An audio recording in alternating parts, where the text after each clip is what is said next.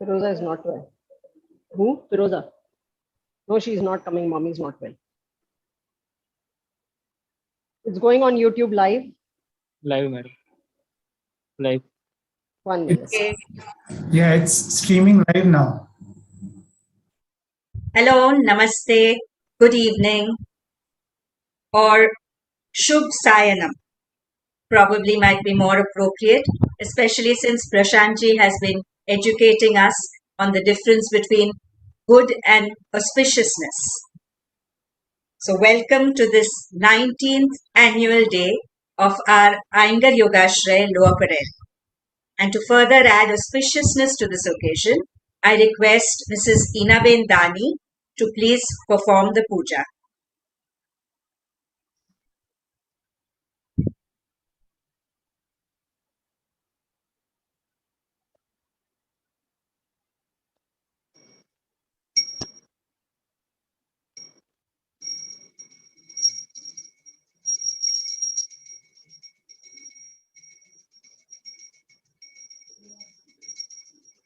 You can go ahead with the puja. We'll start with the invocation once you finish the puja.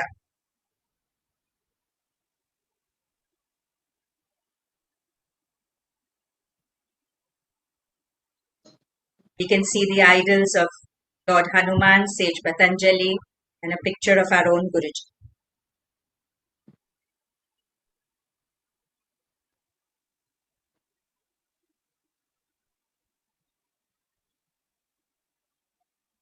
So with that, while the puja is being continued, we'll start with the invocations. You can join the palms. Join me for the invocation to Sage Patanjali, followed by the Guru Vandana to our entire lineage of Gurus, and especially to our own Guruji, Yogacharya B.K. Iyengar. So let's start. Join the palms. Om.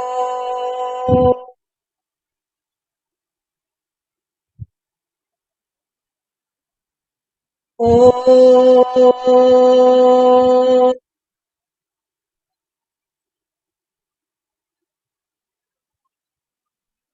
Om.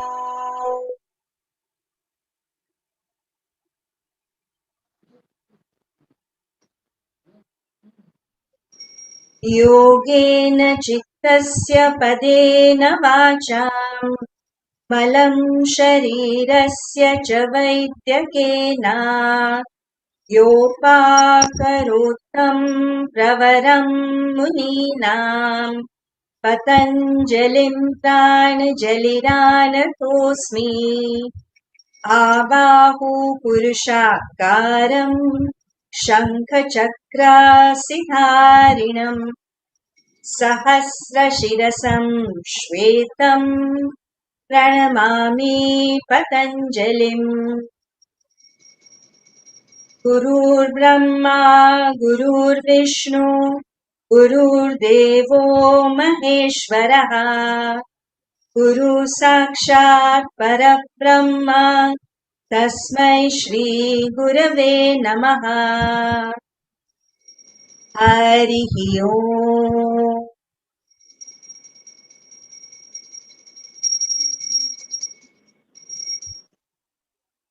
With an exhalation, let us bow our heads,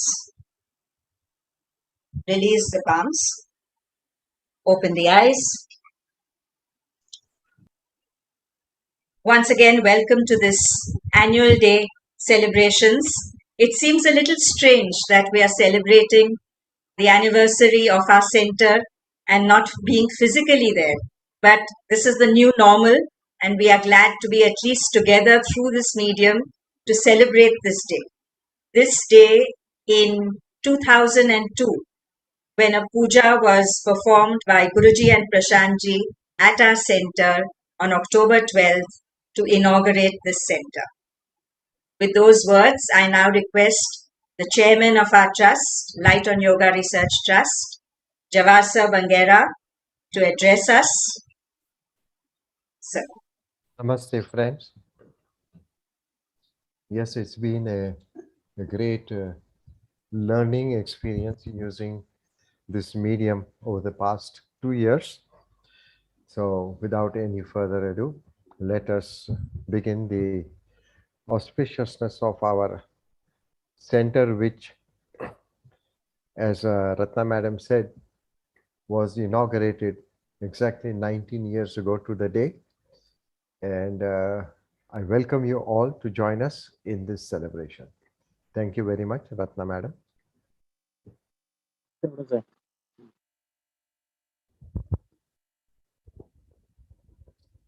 You're muted.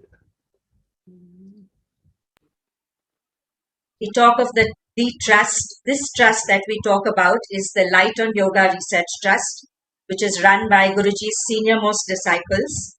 And I now request Mr. Beju Mehta to give us a review of the activities of the trust. Beju, sir.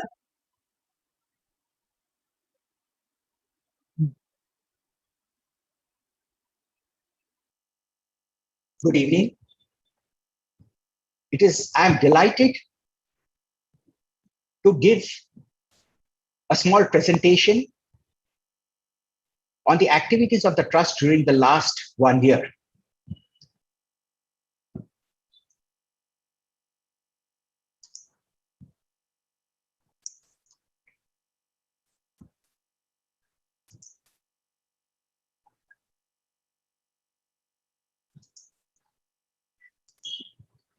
Now, the Light on Yoga Research Trust was founded in the year 1978 on 30th of September.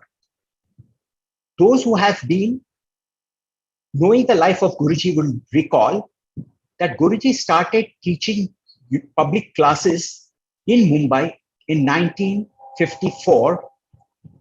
Initially, he would teach classes at halls or balconies, on terraces in certain buildings, and he had a core group of around 20 to 30 people who used to follow his classes. So this would happen when he would come to Mumbai from Pune every weekend. Then it was felt by the senior people that this was not sustainable. If the message of Guruji and his teachings were to be spread across the cities, then you needed something which was more sustainable, and it was not possible to do that if you were just going to be teaching in halls or terraces of different buildings.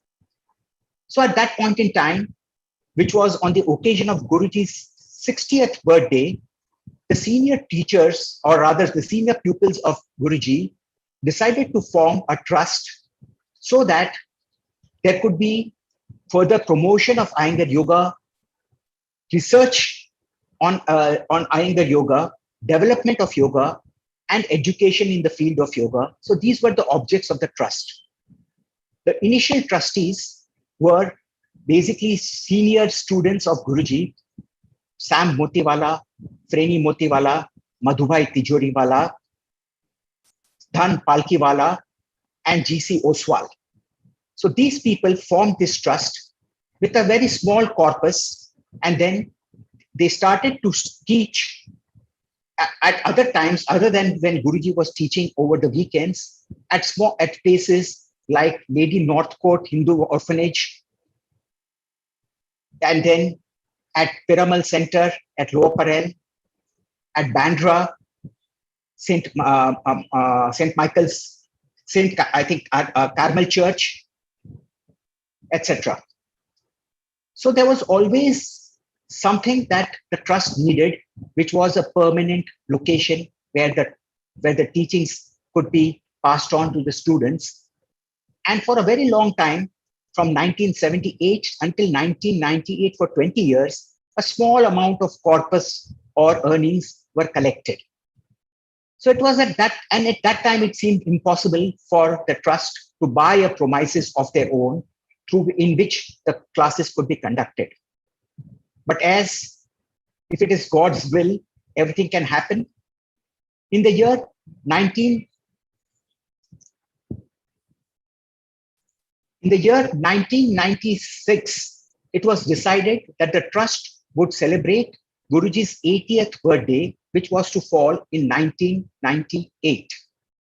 And that time it decided that we will invite students from all over the world to participate and join the classes which would be conducted by Guruji in Pune. So at that time, the prices or the fees were decided. It so happened that by the time it was 1998, the exchange rate was such that the rupee depreciated by almost 20%. And what was meant to be just a kind of a pass-through of expenses to the people who were coming for the session turned out, because of the exchange difference, turned out to a tidy sum of money which was earned by the trust.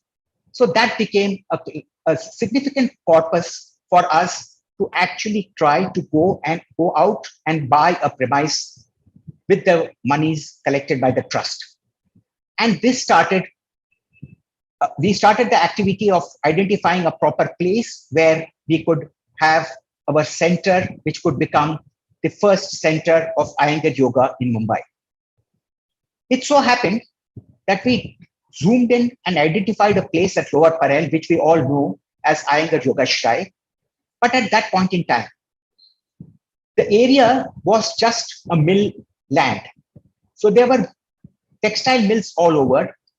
And those of you who know that place in 1998 would recall that as you went from Racecourse north, along this side, on the right side, there were a lot of slums on the pavement.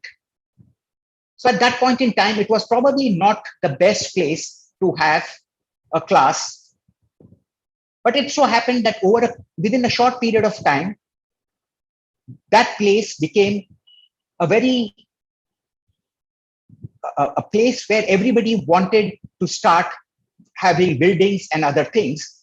And all of a sudden, from being just a mill area, it became the Raj Marg of Mumbai. And so we were lucky that what started off as a very humble place, within a few years, it became a place where the tallest building of Mumbai was to be built later. So with that background, I would like to say what we have done so far in the last 1 year. Now, the objects which I said is basically promotion, scientific research, development, and education. To inform those who may not be knowing, the current trustees of the Light on Yoga Research Trust is Jawahar Bangera, who is the chairman, Prashant Iyengar, who is Guruji's son, is a trustee along with myself, Inaben Dani, Firoza Munawar Ali from Mumbai, GC Oswal Mahadevan, and Nawaz Kamdeen in Pune. Now, one of the most important things which is visible to all is the classes that are being conducted by the trust. The trust imparts yoga education in 3 centers. One is, of course, the Iyengar Yoga Shrai Lower Parel, which started in 2002. Iyengar Yoga Shrai Sayat, which started in 2008. And recently, in 2018, we started Iyengar Yoga Shrai Fort. So these were the centers where the Iyengar Yoga Shrai conducts classes. Apart from that, the trust also conducts classes at Ahmedabad in collaboration with Astral Foundation, where the trust provides the teachers and the premises is provided by Astral Foundation in Ahmedabad. However, right now, these trust classes are being conducted online. Now, the total number of classes which are being run by the trust in Mumbai totals to 45 classes between Lower Parel, which has 23, Sion, which has got 13, and Fort, which has got 9 classes.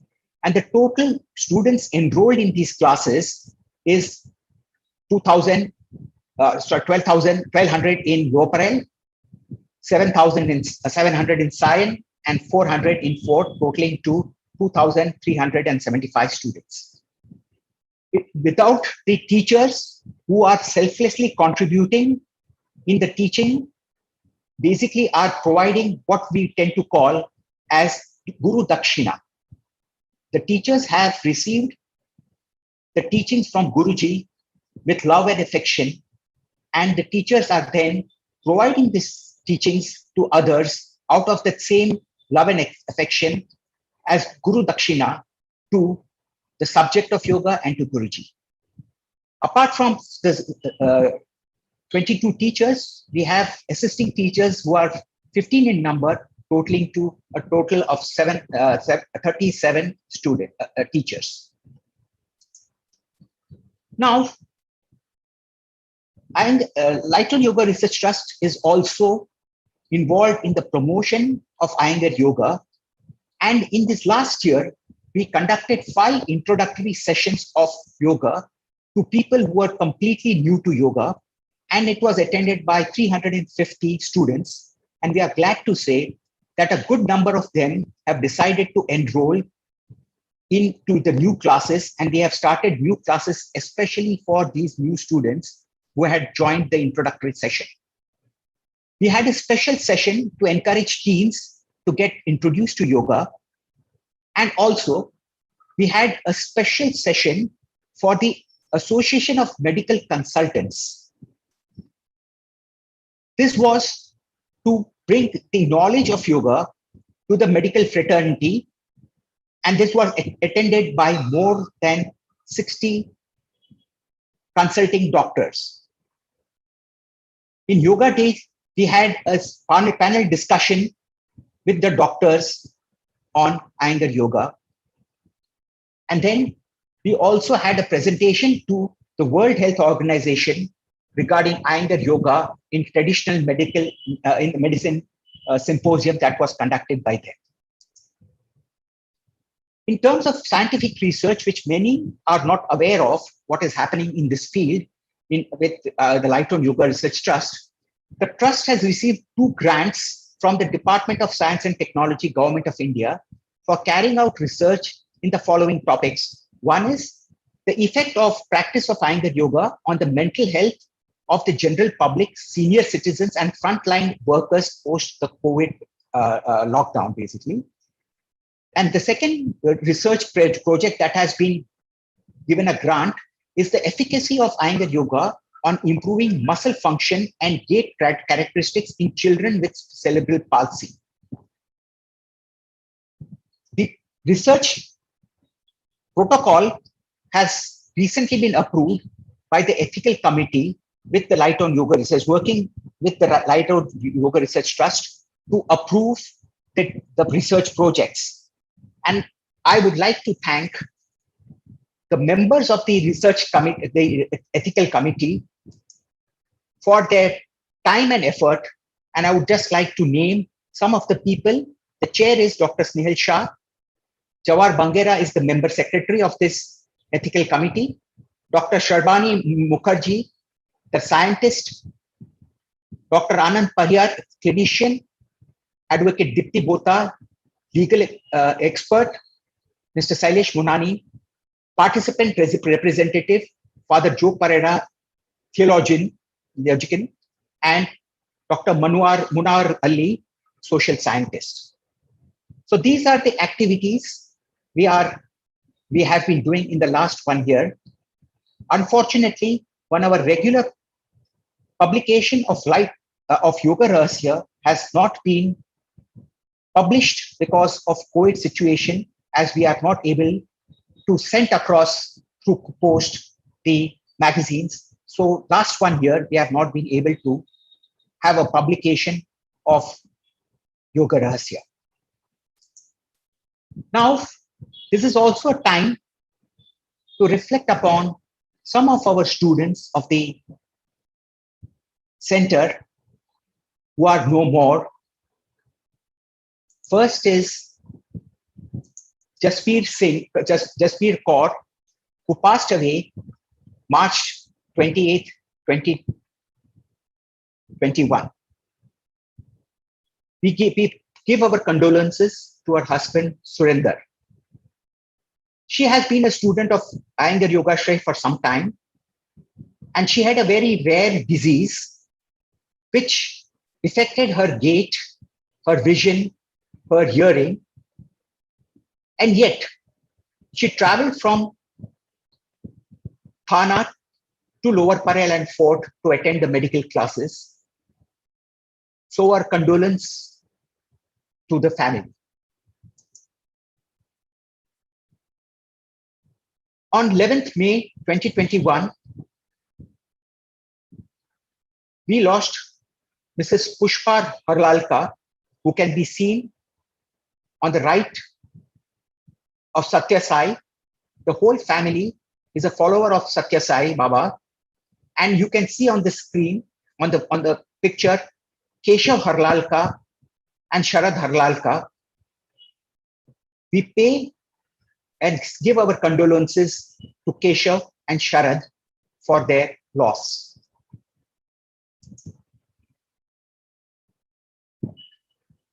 On 18th of July 2021, we lost Kishore Sanghani.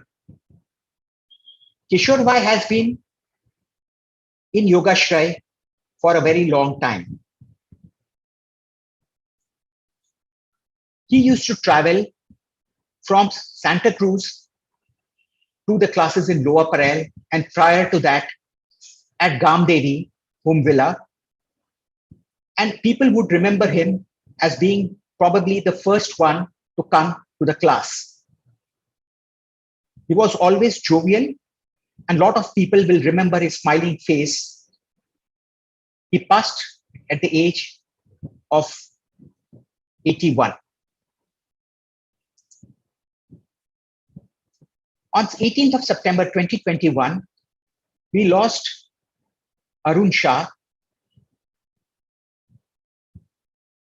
He has been a student of Iyengar Yoga since, I believe, 1978, when he started Iyengar Yoga. He started practicing Iyengar Yoga in the Taj Health Club. And once the institute opened, he has been a regular in this place. All of a sudden, after doing all the day's work, he suddenly felt a little breathless and passed away in few minutes. So he left without having had any illness at that time. So we would like to share our condolences with his family of Ila Shah, who has been a regular practitioner of Iyengar Yoga, along with Arun Bhai, and his children, Amisha, Radhika, and Kaushal, who have all been learning yoga. Kishore Bhai, we give the condolences to Pushpa Ben, who has also been coming to the classes regularly, and his son Chetan.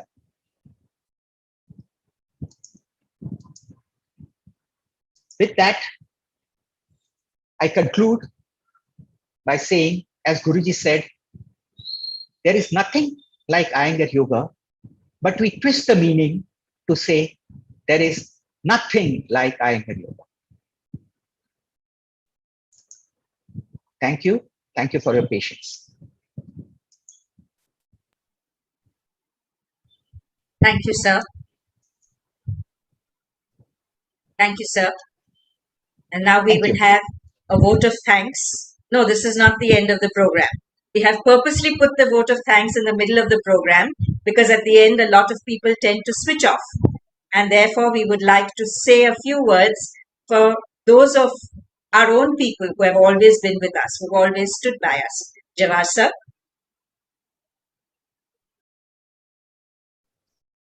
Yes, and now for the vote of thanks. As Ratna Madam correctly said, we normally don't wait till the end of the program, where the people who have contributed a lot for the functioning of our centers are usually left. You know, it's like watching a movie, and when the credits start coming out, people start moving away don't know who the director is, who the producer is. Yes, some of them are already on our screen here. So I thought it's a good idea that we start with this part. So first of all, to our staff members, Rohini, Ashwin, Kanan, and Smita, who have always been with us, especially Rohini madam has been with us right from the inception. We are sadly missing Kisan, who we lost last year.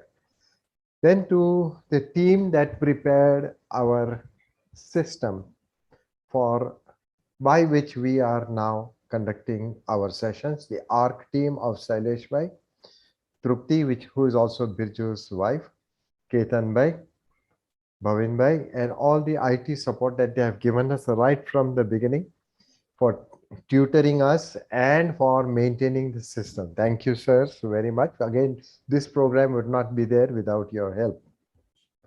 And then Ajay Bhai and Bina Ben Seth of Quest Foundation, who have given us their center since I think 2008. Yes, right, Vijay Bhai? Since 2008. Yes, and of course, the last 1.5 years we have been running the sessions online for their generosity in giving us the center. Amit Bhai Dolakia for giving us his fourth premises to run again for a little over a year. We have been running that also online. Again, thanks to the ARC team. Devdutt and Mrinal of Different Strokes, who are also Iyengar Yoga students, for sharing their film, which he will be sending you the link after the session is over. Sanjeev Mehta and Paresh Shaparia of Shaparia Mehta, Chartered Accountants. Naomi Lakpatia for accounting and auditing all our accounts. Rita Parekh, Chartered Accountant, who has been helping us throughout with all our taxations. Sajeev Shah of OnePay for setting up the online payment gateway through which we are able to receive your fees. Then lastly, there are several donors. We can't list them all. The donors who have very generously contributed to the corpus of the Light on Yoga Research Trust. Students without whom this trust would not have run, and also the teachers and volunteers without whom the running of this center would not be possible. Lastly, gratitude to our greatest benefactor, Prashantji, and Ramamani Iyengar Memorial Yoga Institute, who have always stood there behind us, helping us along the way. I think that sort of winds up my part. I hand it over back to you, Ratna Madam. Thank you. Thank you so much, sir. May I now please request Rajvi Mehta to say a few words in memories. She is going to take us through memories. Thanks, Rajvi. Good evening, everybody. It's over 18 months that we haven't visited Yogashray. And for all of us, it's a long time. It's like being away from home. Yogashray for us is not just a center. It's not just a place where we practice. It's not just a place where we have the props to help or the teachers to guide. For us, it's like the sanctum sanctorum for our practices. And while we are all missing them in the current scenario, I thought of bringing back some of our memories of the place. So I'll be sharing with you some videos of happenings at Yogashray in the last 19 years. It is the 19th anniversary of Yogashray. So we go back in time and we revisit Iyengar Yogashray, Mumbai. The logo was designed by Arun Shah's daughter, Amisha. And as Guruji said, I'm happy to see that the seed I sowed has become a gigantic tree when he entered the hall. And may it be the holiest place in the world. Don't miss Sam Uncle, my father Hasmukh Bhai, Ashwin Bhai Dani,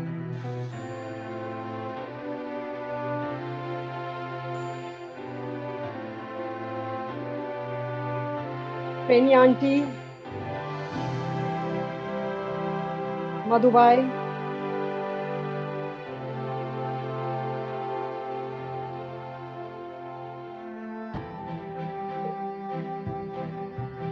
Madhubai,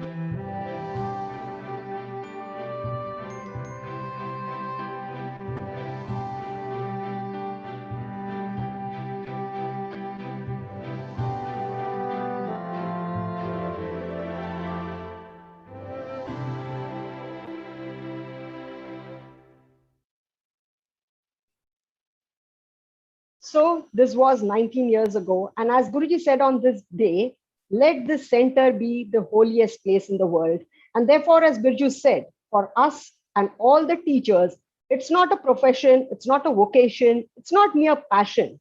It is to express our gratitude to the subject and to Guruji, and to share as a Guru Dakshina whatever we have learned. And the learning continues even in his absence or Gitaji's absence, because there's so much that they have given us that every time we practice, we teach, things surface.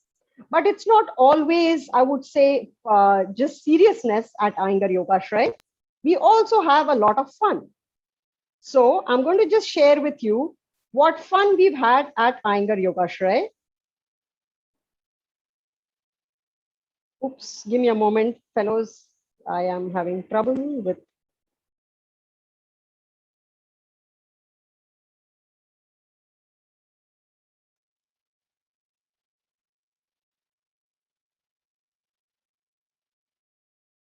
Sorry, our team should have taken your help earlier.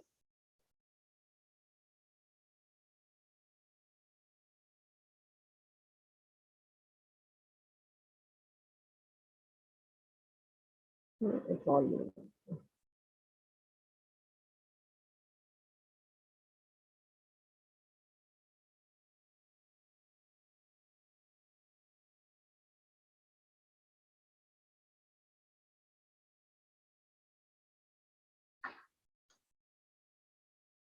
So this was the fun and games.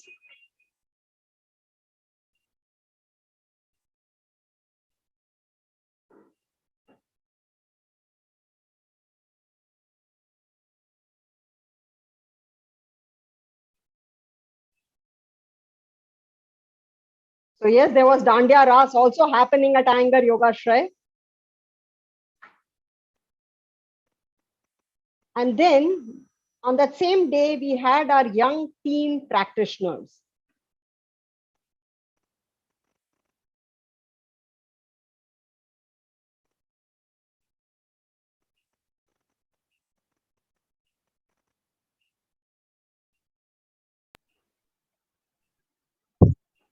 Rajni, we are not seeing anything on the screen. Oh, I'm so sorry.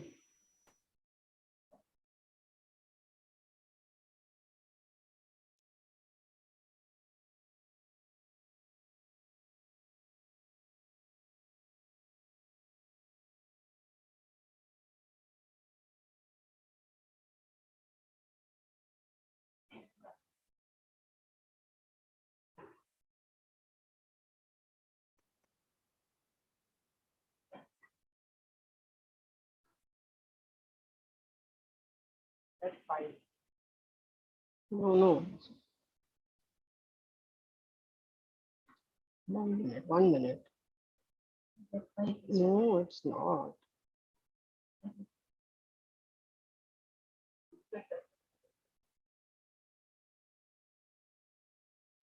Sorry, folks.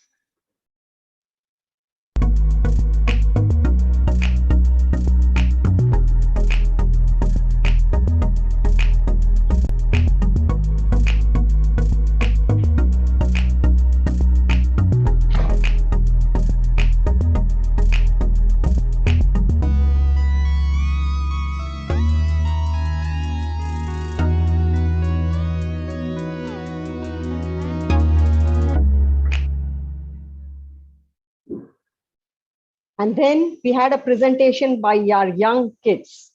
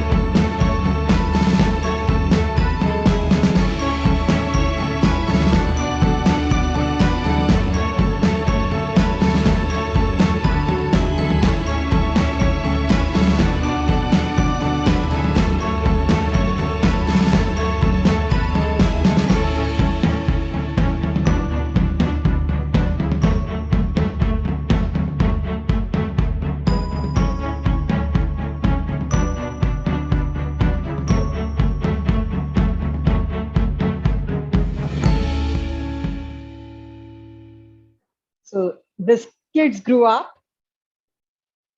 and they continued their practice.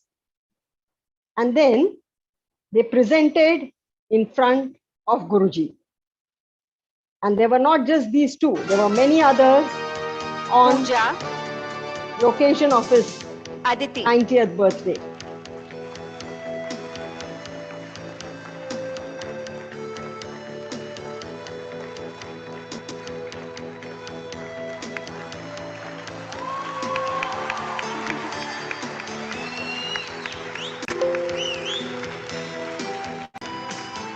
Nitang, Radhika.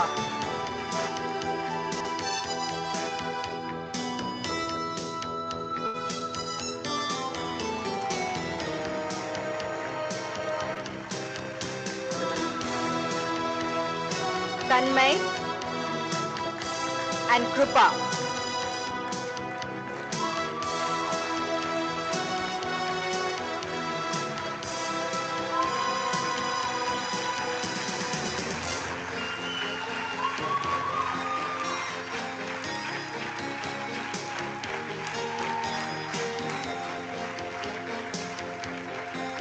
Tejas.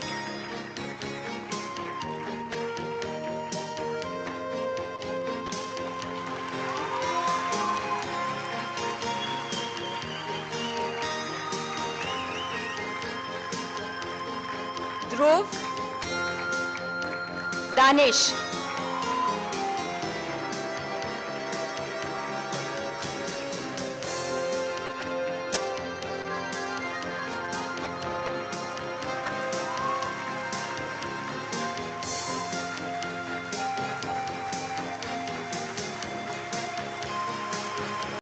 So at Yogashray, it is not just that these children perform, but it is where over the years, it's their character that is being built.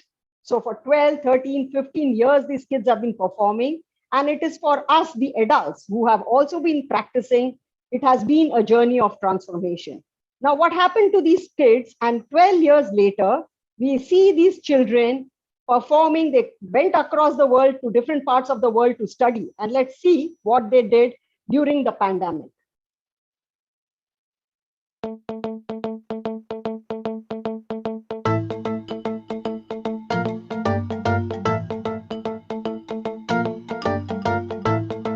Tanmay.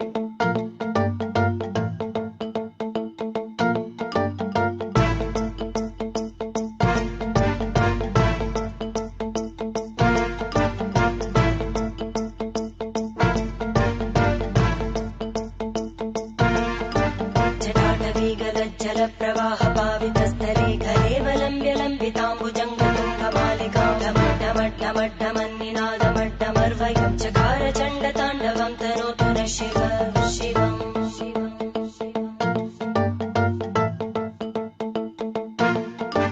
जटाकटाह सम्भ्रमभ्रमन्निलिम्प निर्जरी विलोलवीचिवल्लरी विराजमानमूर्धनि धगद्धगद्धगज्ज्वलल्ललाटभट्टपावके किशोरचन्द्रशेखरे रतिप्रदक्षिणम्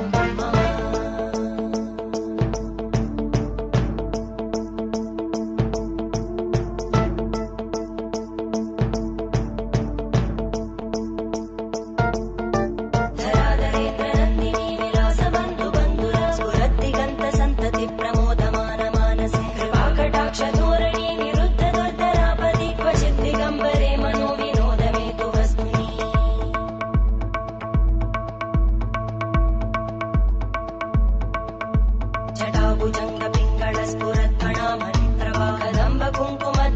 जटाभुजङ्गपिङ्गळस्फुरत्कणामणिप्रवाहदम्बकुङ्कुमध्रवप्रलिप्तदिग्वधूमुखे मदान्तसिन्दुरस्फुरत्पगुत्तरे यमेदुरे मनोविनोदमद्भुतं बिबद्धु भूतभर्तरी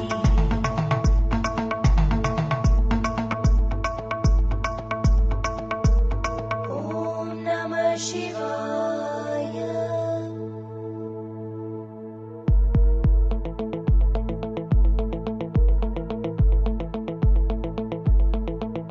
सदा शिवं भजाम्यहं सदा शिवं भजाम्यहम् ॐ नमः शिवाय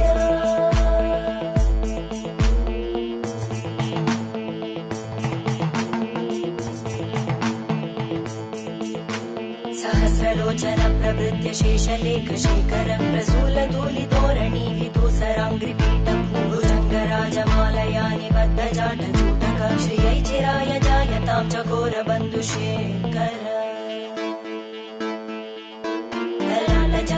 ज्वलद्धनञ्जय स्फुलिङ्गपामितीतपञ्चसायकं नमन्निलिम्पनायकं सुधामयूखलेखया विराजमानशेखरं महाकपालि सम्पदे शिरोजटालमस्तु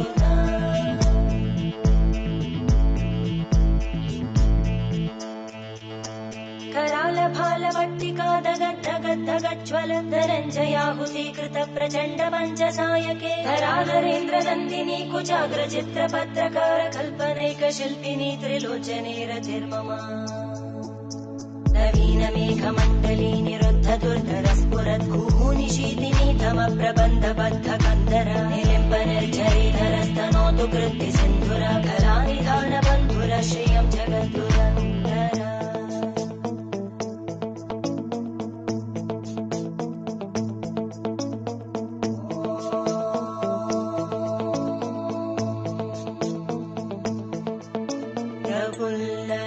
प्रफुल्लनीलपङ्कज प्रपञ्चकारिमप्रभा त्रिशक्तिचक्रकल्पयोर्भुजङ्गमौक्तिकस्रजो धरिष्ठरत्नलोष्टयोः सुहृद्विपक्षपक्षयोः धरणारविन्दचक्षुषो प्रजामहि महेन्द्रयोः समप्रवृत्तिकदा सदा शिवं भजाम्यहम्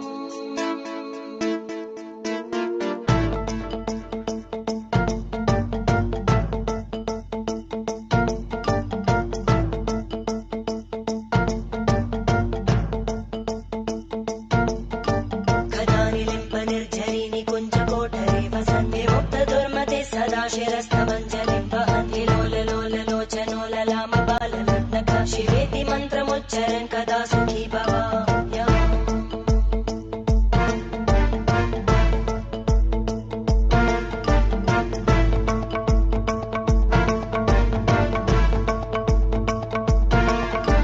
इमं हि नित्यमेव मुक्तमुत्तमोत्तमं स्तवं पठन् स्मरन् भ्रुवन्तरो विशुद्धिमेति सन्ततं हरे गुरौ सुभक्तिमाशु याति नान्यथा गतिं विमोहनं हि देहिनां सुशङ्करस्य चिन्तनं विमोहनं हि देहिनां सुशङ्करस्य चिन्तनम्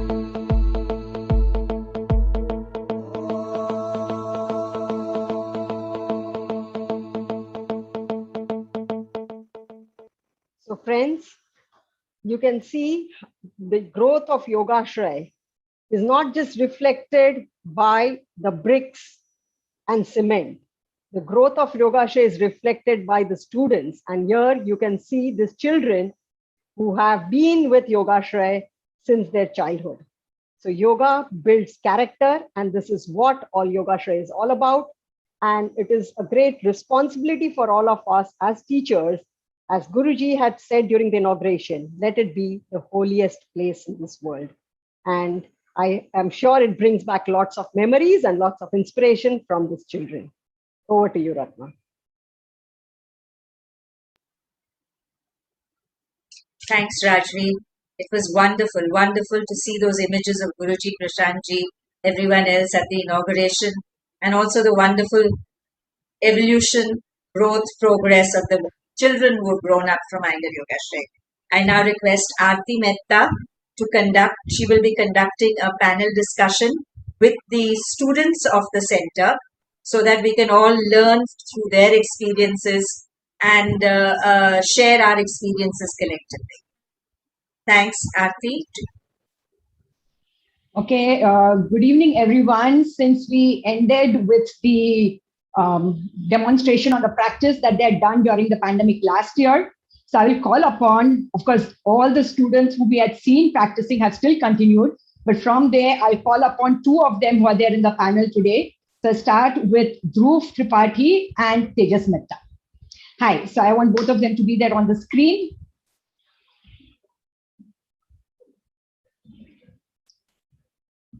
So we have heard of the famous poet William Wordsworth, and he was the one who had said that child is the father of man.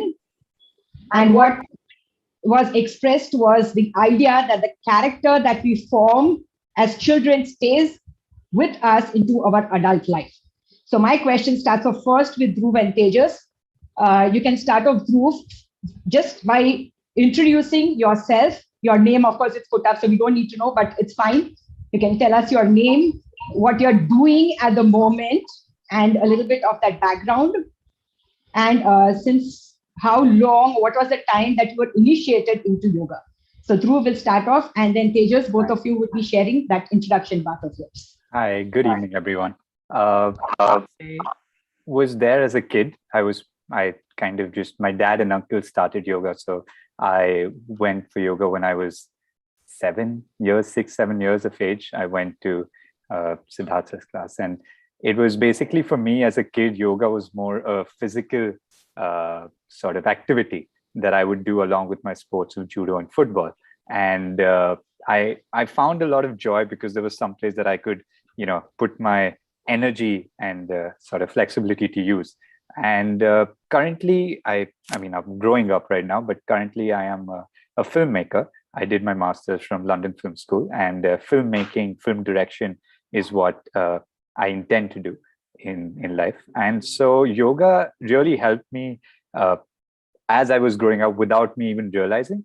As a kid, for me, it was just like, okay, you go for yoga class and, you just do the poses. And I couldn't even keep my eyes closed in Shavasana. But I think as I grew up, I realized the value of the grounding that it gave me and the help in just finding balance in creativity, in sport. It helps more than we realize. And so in that sense, I'm very grateful to all the teachers who have nurtured me every time I have questions, every time I have injuries, and sort of just helped me understand the core of what yoga really is. So yeah, I'm a filmmaker. I love doing sports, and yoga is really important. So the last clip that you had seen was the one that was made by Dhruv about that demonstration. Yes. Okay. So now we go to Tejas. Yeah, thanks. Since it's the anniversary for Iyengar Yoga Shai, I thought it'd be appropriate to introduce myself with reference to Iyengar Yoga Shai. So essentially, I've been attending mainly the Sunday class of Yoga Shai since its inception. At the start, essentially, I used to sleep behind the lockers, which is where now the cupboards are. And whenever, I'd feel like I just walk into the class, do some poses I like, and go back to sleep. So Sunday class mainly. And then, of course, when there's no school or college, Mondays, Tuesdays, and Thursdays, I would definitely come. I currently work in a bank, JP Morgan, as a country risk analyst. And I completed my graduation last year in economics. Okay. Thank you. Now I'll go to Vijaya. Yeah, so again, a brief introduction. You need to unmute yourself. Yes. Am I audible? Audible? Yes. Now? Yes. Okay. Hi, I'm Vijaya Venkat, and my husband Venkat and I have been practitioner students of yoga since 2002. And we came since 2004, 2002, we came into Bombay from Jamshedpur. And 2004, we became students of Iyengar Yoga. And it has been a journey which is, I'm sure, is going to last us our life, because we cannot imagine a life without yoga. It has been an inspirational, a motivational. We cannot see anything else happen. We can give up on anything else in life, but not our yoga classes. So I'm so happy. Thanks to all my teachers who have been there from the beginning. We've been attending classes on Tuesdays, Thursdays, and Saturdays from the beginning. And Vijayadashmi coming on 15th, I should pay my Guru Dakshina to Birju sir, to Aarti ma'am, and to Najib and Savio sirs for having taught us yoga, which has made sure that Venkat and I have continued to live a life of the illumination of our consciousness, the dissipation of our yoga, the ego, the ahankar. I think it has made us better people. It has helped us personally a lot, because for me, earlier, I was a plan A person, just one. There is only one A, plan A and nothing else. But now, after having been students of yoga, we all are prepared for a plan B as well. So nothing stresses us. Nothing makes us anxious. We know if plan A doesn't work, plan B will definitely work. So thank you so much, Yoga Shri, and thank you, Guruji first, and all you teachers for having been our teachers. Thank you. Vijaya, I remember you mentioning that you had started learning Bharatanatyam at the age of 5. Yes, Right? yes. And then you got into class because of Venkat. So whatever little bit I don't know much about Bharatanatyam, but what they say about that, it is the bhava, raga, and tala. Correct. Right? That is how the So I name remember, yeah. So that is what I remember. So when you're talking about bhava, it's the emotions and the feelings. When you're talking about the raga, it's a melody. Tala is the rhythm. Now, I remember Guruji's quote of him saying that yoga is like music, the rhythm of the body, the melody of the mind, and the harmony of the soul create the symphony of life. Absolutely. So, yes. And the other thing is Lord Shiva is considered as the Lord of dance as well as yoga. So what connection do you find in them, since you are a practitioner of both these? If you can share something. Sure. So I started learning dance at the tender age of 5. So Bharatanatyam came into my life when I was 5. And that, of course, as a child of 5, I wasn't aware of what I was going in for. The classes were like, and my institution was Kalakshetra, which is in Chennai, which is a very, very hardcore, strict institution. So it is somewhat like Iyengar Yoga. Of course, Iyengar Yoga has helped me with props to learn the asanas. But in Kalakshetra, when we learned, we didn't have any other way but to practice and make our postures perfect. So I think that kind of discipline that I learned in Bharatanatyam stayed with me when I learned yoga. And even now when I do the asanas, when I have to sustain my poses, it is what the learning I had in Bharatanatyam and the learning that I had in yoga that continues me, that helps me sustain, that gives me the inner discipline to continue. So I think that is the connection between Bharatanatyam and yoga that I can say. Thank you. Thank you very much. Thank you. Okay, I will go to Anil now.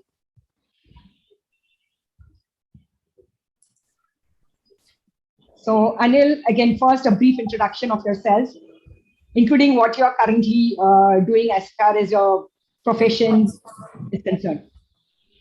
Yeah, thanks, Sarthi. Good evening, everyone. Of course, probably have picked up my name, Anil Singh. Well, my journey with yoga started probably in 2003-4, and it was coincidental, or as Jawahar sir would say, destiny played an important part of me getting connected to the yoga fraternity. I am professionally an engineer, having done my master's in environmental engineering, and I was employed by a Tata Group of company which had an office very close by to the yoga center, Yoga Shray in Lower Parel. And at that point in time, I used to live very close in Dadar. And while traveling to the office, I used to observe this door with Guruji's photo. And of course, at that time, I didn't know who this person was. And I was often intrigued by what goes on behind this door, but I didn't gather the courage of knocking into the door and walking in and asking what happened, what goes on. It so happened that the HR team of our organization collaborated with Yoga Shray, and we were offered sort of sessions. It was probably a 10-day session, which Aarti, you conducted. I don't know if you remember. So as part of that session really is what got me into yoga. And then there have been ups and downs in terms of continuing classes, etc. So it's a long story. What I do currently right now is I am employed with a US-based multinational company, which is dealing in water and wastewater. Mainly it's in infrastructure globally. And I work on international projects in the water and wastewater industry. And having developed this practice of yoga right from 2003-4 to today, the practice has evolved me as an individual, as a contributor when I work as a team member, or when I work as a team leader, on how you look at things, the observation skills increase, perception of individuals increase, you're able to sort of understand situations, zoom in, zoom out, and it really helps in whatever you do is what I would say. So it's been a great help to me in my professional career.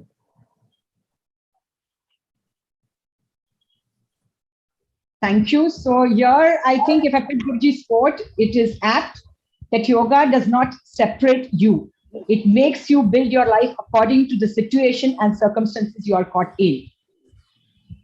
Yes, definitely, definitely. I mean, it's. I guess I would elaborate on it by whatever role you play, whether professionally, personally, the whatever you learn in a class, in your practice, even though you're not in the class, when you reflect on what has happened in the class, it gives you a lot of learning, and that learning evolves as your practice grows, and all those things contribute. You may not be able to link it directly to your practice, but it definitely helps. That would be my view. Okay, thank you. Thanks. Now we go to Kamlesh Salia. Yes, so unmute yourself, please, and first introduce yourself before we proceed further. So I'm Kamlesh Galia. Pranam to Guruji, pranam to my all teachers, all deep gratitude to all of them. And I started yoga by accident. I had some small injury in my neck, and my daughter forced me to come to the class for that remedy. And from that day, I got connected to yoga until I'm enjoying. And without this, my life is incomplete. And whatever I have to say, I think Vijay has narrated very beautifully. So I don't want to add more of what Vijay has said. So see, whatever I wanted to say, Vijay has said very nicely, very beautifully. Okay, now if I go back to what I started off with Dhruv and Tejas, okay, William Wordsworth quote, the same quote in the modern day, what they translate it as or how they express it as is that when you say the child is the father of man, what he had said in 1800s was different, and now what it's translated as is that it is the child who is responsible to get the adult, it could be the father, mother, anyone, an adult, into the correct perspective of life. So I remember you mentioning that it was Nivedita, your daughter, who is the one who started yoga. Yes. And then afterwards you were fearful that if you don't go to the class, she might get into trouble, and that kind of yes, because I was not able to do, when I first day I entered, I was not able to do anything. Entire my body was paining. I was very weak. My body was very weak. So entire my body was paining. And Mona used to help me, but I decided never to come to the class next day. But then all destiny has taken all its course. So. Okay, so we'll talk further about this a little later after giving the others a chance. Next, I come to Kalpesh. So one more thing I want to point out, sorry, Kalpesh, for the interruption. So what has been happening is this is the celebration of Iyengar Yogashraya, the 19th anniversary. It's just since the past 2 years, it's last year and this year, that none of us are physically present at the center.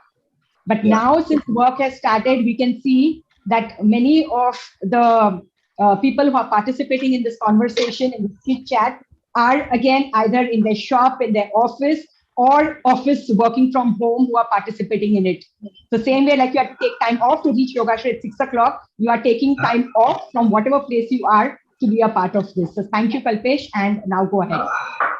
Now at present, now I'm in my office itself, doing the work and parallelly having this meeting. So anybody is calling me, I've just stopped everybody to tell I'm busy. So basically I started 19 years before, and because of my asthma and back pain, that made me to go into the yoga practice. And I was lucky that Najib sir was coming to our building in our society, so that he used to take the classes. So my neighbor pushed me to go to the classes and join the class. And that way I joined the class. And because of my work system, I got the back pain very severe. And doctor told me that no two-wheelers, no four-wheelers. You have to go for all the resting things. And Najib sir told, Aja, we will do everything. Don't worry. So in a year, he just released my back pain, and I forgot what was the back pain. And asthma got released very fast. And in a year, because of lack of awareness in the students, they stopped coming to the center, to the class over there. And then he told, you better join our yoga center. And that way I joined after a year when our center was started. and that way I joined the class, especially yours, Aarti ma'am, Rajvi ma'am, and then later on, Birju sir. But I was in the waiting list for 9 months, and then I got enrolled to Birju sir's class. So in that way, I just started the classes, and gradually everybody in my home also got into this thing. So now all the three family, all the three age groups are already doing the yoga. The main thing was because of my asthma and of the problems which I faced, it made me to go out of this smoothly without any having any major issues. So that way I got the benefit, and then the interest created, so that I thought, if I'm getting the benefit, let everybody also get that thing. So this made me to go into the things smoothly. Yeah. Okay. Thank you. So as Guruji has said that physical health and mental happiness are the byproducts of yoga. And even after that, how we want to continue that, I'll come back to you later, Kalpesh, especially. Yeah. And I go to Bhagwanti now. So Bhagwanti. So as far as the classes are concerned, the camps are concerned, the mega classes are concerned, at the desk, you know that Bhagwanti is around, but we need to know a little bit more about your background. Yes. So for me, health was not an issue, but I think I came to Yoga Shray in the year 2006, and Kalpesh and his father were already in the class. I think Vijaya, Reshma, and I we joined in during that same time. So before Yoga Shray, I was having my fitness goals like anybody else during that age. And I was using an aerobic and Pilates studio at Lebanon Road. And she was Nawaz Modi Singhania. She's a very big name. She's a celebrity herself. And she used to conduct classes there at Lebanon Road. So I was there with her for 8 years, and we used to practice with her. She was professionally trained to take classes, and weekends were all packed with my fitness routine, and then binging, and then going out. So as usual, we were all freaky, but there it was like high pitch music and squatting, working on other muscle groups, upper and lower body. So it was fun, more or less. So she has her own building, and at the ground floor was her studio. So the building went under renovation. So for that, the studio was closed. So I wanted an alternative to, just bridge the gap.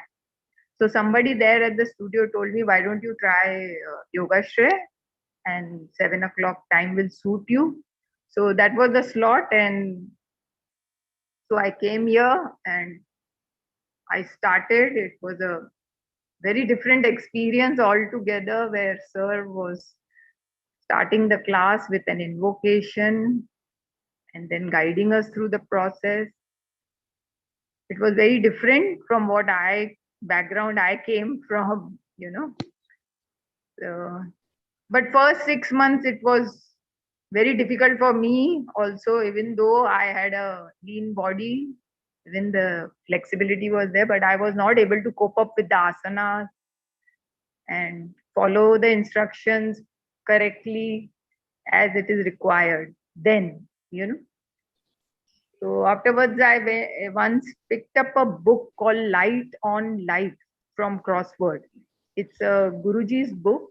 It has a picture of Guruji, where he has a very smiling face. A red, yellow color book is there, which I read. So Guruji has opened up the postures and asanas in 5 sheets, the 5 postures. So that's what, attracted me. So I was able to understand the understanding of how the asana should work. I was doing all things like gripping my body, tightening. So I was doing everything wrong, basically, in the class. So after reading that book and then coming back to the class helped me a lot. And then I started to really build up on things in the class with the teachers and with the other practitioners. Otherwise, the teachers would tell, do Shirshasan in the center, I would run away in the side. I would tell, no, I will not do this pose.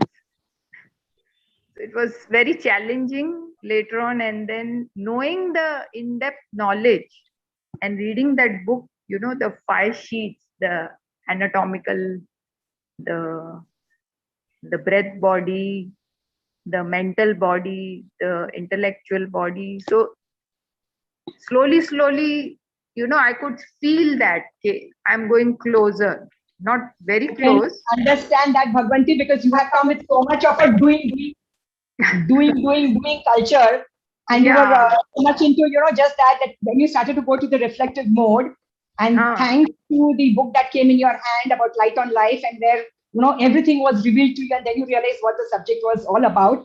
And then I think even you must have been a little bit more receptive to whatever your teachers might be guiding you as well, because initially it would have been more of whatever you were bombarded with. So thank you for sharing that.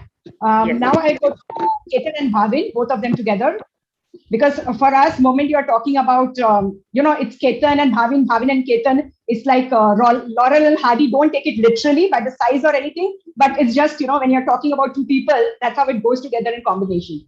So I want Bhavin and Ketan on the screen. So kind of all of us would have seen them. Bhavin, of course, much more regular in the class compared to Ketan. Ketan, depending, he's always out in, but he makes it a point to come back.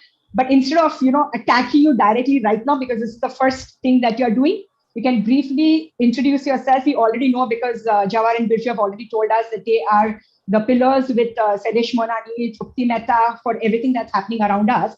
But apart from that, we know that you had started off in, it's a comparatively a small office space if you're talking about big offices. And that is where you had started off with yoga. And when you took the new office space, you had got the rings also, which were put in over there and certain things, and you had started off. So how was it? How did people take to it? And I know that right now it's not going on, but how was it? If you can just share something about it. I mean, you can go ahead. Well, it was a new experience for everybody to start with. When you talk about yoga and office, they generally don't go well.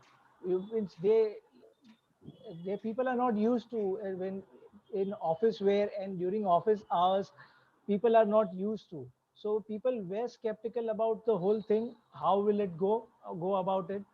Then possibly, I think Rajvi madam came, or you came for one of the sessions. You conducted Rajvi madam. I think Rajvi madam came. She conducted a couple of sessions. Sorry, Bhavin, could you increase your volume? Audible now? Better, thanks. Yeah. So for a couple of sessions as an introductory, like we have introductory sessions for every newcomers, Rajvi madam came and conducted a couple of sessions in our office, which was later on taken over by Vrinda madam. She, I think, continued for more than 2 years, twice a week. The people got so hooked to this thing. Initial after that, they were skeptical about the thing, but they got so hooked to it. They started looking forward to it, that when she comes and when they start to get into this kind of asanas, and it was very relaxing for them. And it was a really stress reliever kind of a thing for them. It worked in an office environment, though, as you rightly said, we are not a big office, but whatever working environment we are working in, it was kind of a stress reliever and a relaxing environment that it created for them. Ketan, you would like to add something? Yeah, well, it has been a privilege to be part of this institution, to be part of doing yoga. What it started with for me was very long back, and I got enrolled to the first class, which started in Ghatkopar by Panna madam. And from there on, yoga has been a word which we I would say that we speak a lot about in our office, the way we talk about technology in our office. So there is nobody needs an introduction as far as yoga is concerned in our office. And hopefully people are always looking forward to knowing more about yoga, the way it is done. And the way it is done with Iyengar, everybody thinks it's more scientific. Everybody gets into it very easily, finds it the way our teachers have given to us. I think somewhere what started in our office for our team was more on that front, that since we have got such a big benefit out of yoga, we should definitely encourage our team. They should get some experience from this, and also learn a lot of things out of yoga about life and how we also work as a team overall. So that is how it has gone so far. And being part of this, being able to get opportunities to work closely with the team who does all these things is again a privilege that I feel in whatever small way that we need, that we can contribute. Because as rightly said by Jawar sir, Bijju sir, a lot of times we have a guru shishya kind of a pattern going on in our fraternity. So definitely it is somewhere we feel our responsibility, our way that we got to contribute here and give back the way teachers have been giving to us so selflessly. So that is what. And if I have to relate it with technology, one small quote that I can say, that there is no technology available in the world today. The only technology is for consciousness to eliminate is yoga. So that's all. That's all what we should be with. Okay, on a lighter note, how would it be to see somebody in Sirshasan if a client walks in? Because I know you had the ropes put up or the ring. So just on a lighter note, if you can share what it would be like when a client walks in and somebody is hanging on the rope in Sirshasan in an office environment. I like to share something over here. It happened so. What you are saying, it has happened so. A couple of people, they walked into the office and they walked back out. After seeing, I think there's one person is just neighbor to our office, and few people, somebody walked in and they just walked out, and they just saw the name and they came back again. I think there was I'm not sure who they were. I can't recollect that, but it did happen. What you're saying, yes, they were surprised. And they used to ask, ये कब होता है? ये आपके office में होता है? कितने दिन होता है? Exactly. I think somewhere, even if they find it, I think it may not have really happened so much. But what I really feel is that if somebody was to see something like this, they would definitely get inspired. Okay, so I can put in again, Guruji had said that yoga is you and you is yoga. So basically, whatever it is, it's just there in front of you, and there's a transparency. True. Okay, thank you. I go back to Dhruv and Tejas right now. Of course, we are going to continue with the others, but I realize that not really ask them a question as such. So both of them can come because they are from that same time, same generation, if I put it in that manner. So you both grew up with yoga as teenagers when you went for yoga classes or told friends that you did yoga. What was their response? Especially at an age when people go for gym and bodybuilding. Tejas, you want to go first? Well, I mean, so yeah, I mean, just some context. Essentially, it is true that I did sort of grow up with yoga, and back in school, no one really practiced. And the thing is, at least in my experience, no one around us really spoke too much about all of this. So I was happy doing my own practice, and there were a few friends who asked, and they did sort of join the class. But I've never really, I've always believed that if people want to practice, they'll anyways join. So I never really spoke much about my own practice, and my friends neither. I don't know of anyone who actually went to the gym. So maybe Dhruv is the right person to ask this question. No, yeah, absolutely. I think there was growing up, there was a very perceived view of yoga, and it was something that, at least in college and everything, it was always, I think in the past decade, there was always that thing of it is something more feminine in that sense, that, oh, you do yoga, you're just sitting there, not doing anything and all of that. But I actually grew up also with Danish, who along with me, we were together. He's an actor, filmmaker. So we were together since childhood. And so in that sense, because I had, the teachers, my family and everyone doing yoga, for me, it was like a normal. It wasn't something that, I didn't really listen to other people. But yes, I've never been to the gym, and every time, because in judo, you have people who go to the gym and they ask, okay, you know, how are you so fit and strong, and what gives you the strength? And I just tell them, do Surya Namaskars, see how many Surya Namaskars, you can do. And I think that gets their understanding to, sort of really understand how intense yoga can be. I think a lot of the teachers joke about how Veerbhadrasan 1, is an equivalent to running 2 kilometers. And so I just think there's something for every aspect that you're looking for.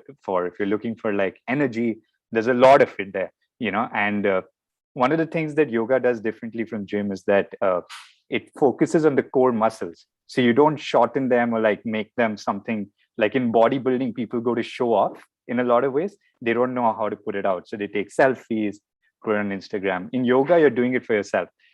So in that sense, you'll realize the strength is coming in a much stronger way that will last stronger.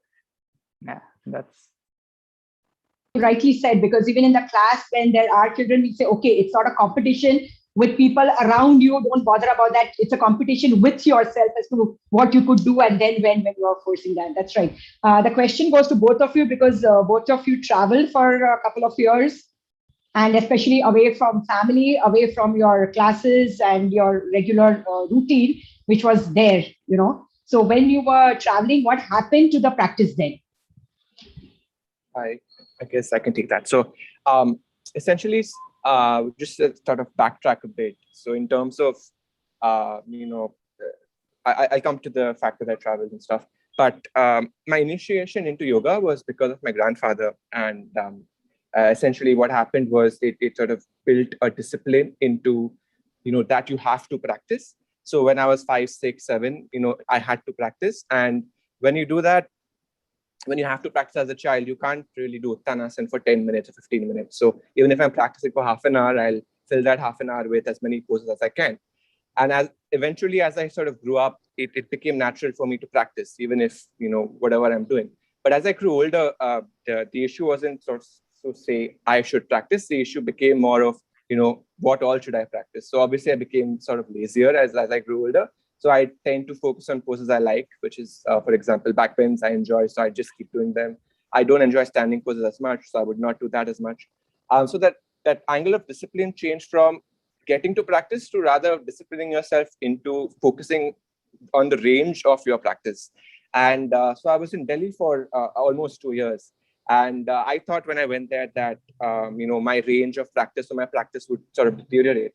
But what I found was the opposite. So essentially, I lived in a room with a roommate, and obviously I couldn't practice inside the room. So I used to practice in the balcony. And I used to wake up at 4 and sort of practice. And because it's so cold, I couldn't sort of do the lazy poses I like. So I couldn't sleep in Supta Virasana for half an hour, even if I wanted to. So because of that, I had to sort of start with standing poses, move on to other poses just to sort of keep warm.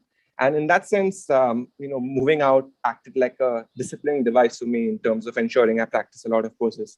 But just in terms of, why I practiced when I traveled. So I realized for a few days when I just shifted in and I was settling into sort of studying and just living life alone, I realized there was something amiss. And I immediately realized after I started practicing that there was a certain sense of balance that came in when I practiced.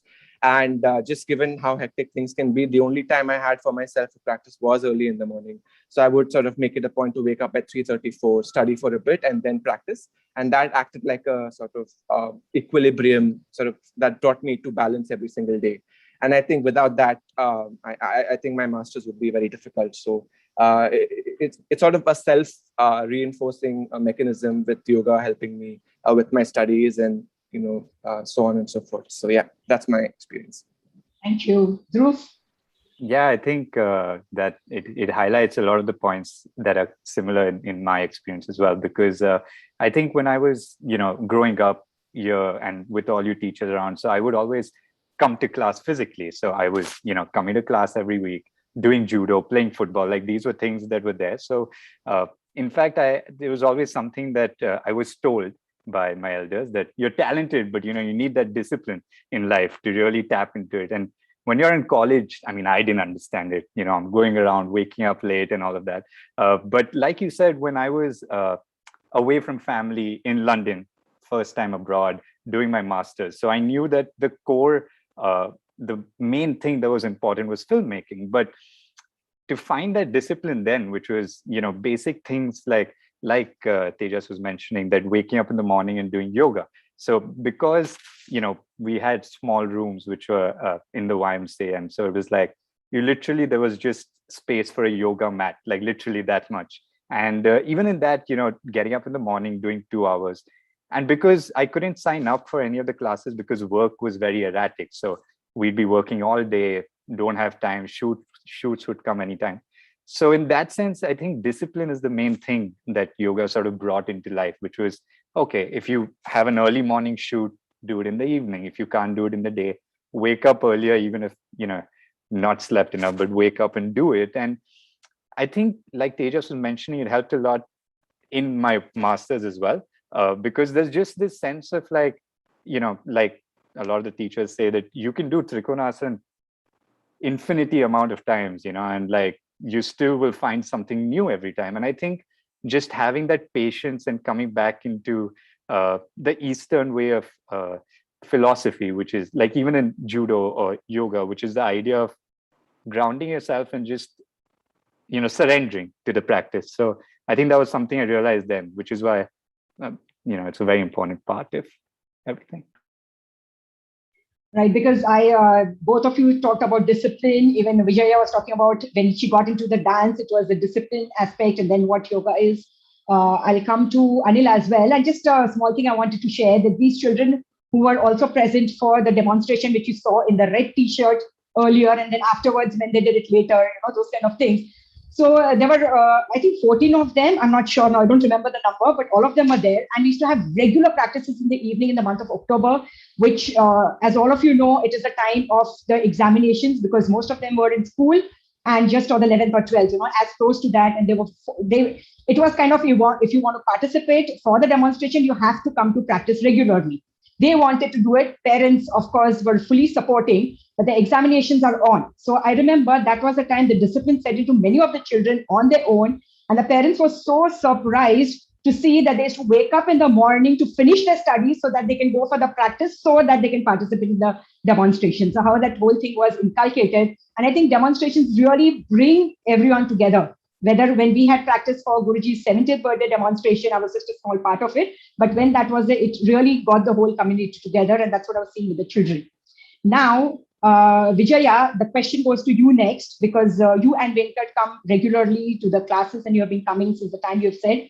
And you were you were more like a tag along since Venkat joined the class and then both of you continued. But at the same time, will I be very regular? Of course, when I just talked to Birju and Rajve, I say, okay, now Venkat is so regular because it's online and he didn't have to travel. But I remember the times when there was so much of traveling happening to wherever he was flying. And there were times he used to come back, say, at 2 o'clock or 12 o'clock or 3 o'clock in the morning. And then still he would be there in the class saying that, okay, I've just arrived at so-and-so time. Is it okay if I do something else? And you were always there. So can you say something about it, that what made him and you to come to the classes when you could have easily escaped, since there was so much of travel happening and with the jet lag and the time difference and everything, but still, as far as possible, you all made it to class? Yes. I think a lot of this is because of what yoga has done to us. So for an example, if I may say, when we go on longer trips or further away, when we go to that place, there's no jet lag. So which we used to experience post our joining yoga, extreme jet lag. So now I don't have the jet lag at all. Venki doesn't have the jet lag at all. So that is taken out of our mindset completely, that you have to have a jet lag. There is no jet lag. If it is a Tuesday, it is Birju sir's class and we have to go for yoga, whatever time we have come. If it is Thursday, it is your class, and we have to go for yoga. There is no question. It has become our life. So there is no question of missing out Tuesdays, Thursdays, and Saturdays forever, as long as we live. That's what I feel. For Venki, yes, it has been difficult for him because he travels much more. Fortunately, COVID, fortunately or unfortunately, but fortunately for me, I've had a lot of my husband with me during these COVID times. But he has been a regular practitioner even before the online class started. At home, in his room, he would practice yoga non-stop. I was struggling because there were no house help because of the lockdowns, initial lockdown. So I was struggling. So I didn't think I would have the energy to do yoga. But Venki was a regular practitioner. And even now, I think he's a better student than me. Maybe I was a tag along before, and I kind of a little bit of push myself. A little bit of push I have to give myself if I have to go practicing on my own, not during the class, but on my own. But when it comes to class, yes. But I do miss the smiling, happy faces in the classes. So, whichever class I would go to, I would always see all the students with a shiny, happy face. Never ever was there anybody grumpy or angry. Everybody's welcoming each other, even though we don't know. Like I remember there was a Parsi couple in front of us doing it from quite a few years. So we didn't know them, but we have become such thick friends now, just because we were doing yoga next to each other. That's it. So yoga does that to you. It expands your life. It makes you want to hug a larger number of people, bring a larger number of people into your house. I think that's what yoga has done to both of us. Okay, thank you. But I think physically, when the classes start, just, Yes. on the lighter note, you won't be able to hug anyone so soon. That will take a little time for that to happen. Yeah. But waiting for it nonetheless. Yes, all of us are. Now I'll go to Kamlesh, since because we're still talking about discipline, then I'm going to come to the other two also who are there. So Kamlesh, why again, like when you are talking about discipline and you said the body was hurting, aching, but you had to go and you continued going there. Yes. And now you are almost coming 6 days a week. Yes. And one day you are not coming to the class. So how does it feel? One day I help my wife. So we go to vegetable market in morning. I go with her. Okay. So that is I go with her. okay. So then that is yes, that is helping. So that also becomes a part of your discipline. Okay, thank you. I think he's frozen. Are you able to hear me, Kamlesh bhai? Yes. Yeah. So despite all the pain, why did you continue is what we want to know. Because all of us are eager to know that. There's so much of pain, you didn't want to do it after 8 days. And okay, even if Nivedita told you, but after that, when you started coming to Yogashray, you have been coming very regularly in all the classes. Yes. So I can't answer you, but something inside me all the time pushes me. So it is very difficult to explain, but something inside, it just keeps me pushing. Okay. So from that surface level, wherever it is, somewhere there's some penetration happening, and it just wants you to be there. It's kind of pushing you, and when that is pushing you, I think Kamlesh bhai needs to take a little back step and push himself a little less so that the aggression does not come in. And which personally, I'm not talking about the other teachers, but personally, what I've seen you when you had started off, and now I feel in that the aggression which you've seen in your body, there is definitely, it has reduced to quite an extent. But yes, so when it's being pushed in that manner, that's good. So that inside pushing, but the outside pushing has to go a little in for the balance, but which we are seeing happening. Thank you very much. Kalpesh, I come to you because, so Kalpesh has been there, and like all of us remember when the initial classes started, and till now, there's a whole big group of the Jain community which have formed the part of the core group, especially of the morning classes, because that's where I'm seeing. I don't know what's there in the other classes, but morning definitely is a core group of Jains who are still continuing from the time they started off, even after 18 years. So is there something which is that philosophy of Jainism and that to do with the yoga that you feel that there is some thing which is getting them to continue after 18 years? And I remember earlier there was a little bit of problem, I won't say of language, but most of the teachers had used to kind of teach classes in English. And some of them found that difficult to understand. So it would be more of the Hindi which was required. So whether they understood or not, they continued. And then, of course, they also started learning it. So I want to know about that. And you're free to express yourself in Hindi, English, for all of you. It's open. Yeah, I just remembered this thing when I was in Pune and with Jawar sir at upper temple at Hanumanji. So Jawar sir told me, क्या करता है आजकल? I said nothing sir, class attend करो, 6 class और कुछ नहीं. तो क्या अब तक तो आपने लिया है, अब टाइम है देने का.